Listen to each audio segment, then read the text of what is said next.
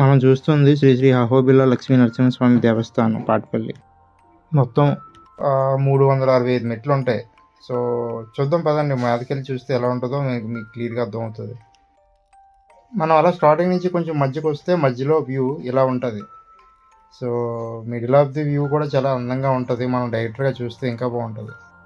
ఇంకో మధ్యకు వచ్చాను, కూర్చున్నాను కొంచెంసేపు, నాకు కాళ్ళు పీకే. చూడండి, అన్ని మెట్లు సపరేట్గా ఉన్నాయి, ఈ మెట్లు మాత్రం డిఫరెంట్గా ఉన్నాయి. ఎందుకంటే ఇప్పుడు ఈ నరసింహస్వామి ఎప్పుడైతే వెలిసారో అప్పుడు ఈ మెట్లు కూడా వెలిసాయని కొంచెం ప్రసిద్ధి. సో నార్మల్ మెట్లకి ఈ మెట్లకి తేడా అదే.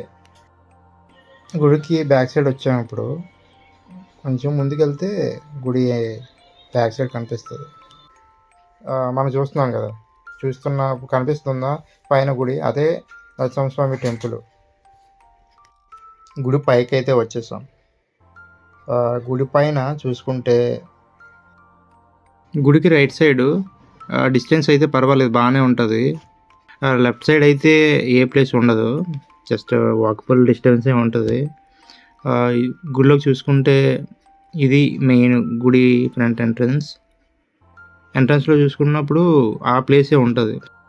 పైన చూసుకుంటే ఇద్దరు సేవకులు నరసింహస్వామి కాపలాగా ఉంటారు. ఇప్పుడు మనం చూస్తున్నది నరసింహస్వామి, చూస్తున్నారు కదా. తను నరసింహస్వామి భక్తుడే అలా విగ్రహ రూపంలో వెలిసాడని ఇక్కడ నమ్మకం. వర్షాకాలంలో అయితే ఇక్కడికి వస్తే ఇంకా హెవెన్లో ఉన్నట్టు ఉంటుంది, చాలా బాగుంటుందండి. సో చూసుకుంటే నేచర్ అంతా ఇక్కడ మొత్తం అన్ని చెట్లే, ఎక్కడెక్కడో ఇల్లు ఉంటాయి, బట్ మొత్తం నేచర్కి వెనుక వైపు కొండలు ఉంటాయి.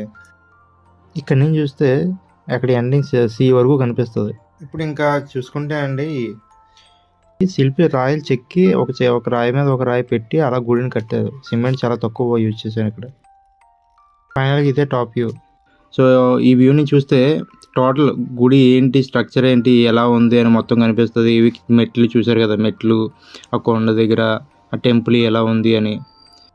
స్టార్టింగ్ ఇది లక్ష్మీ నరసింహస్వామి టెంపుల్ ఎలా ఉంది అనేది మనం చూసాం.